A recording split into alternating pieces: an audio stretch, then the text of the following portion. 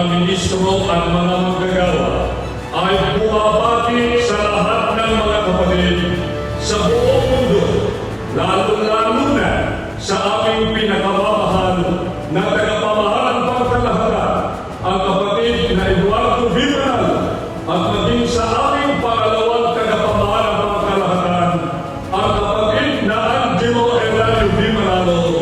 na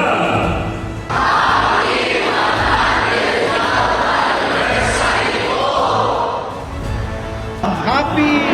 112th anniversary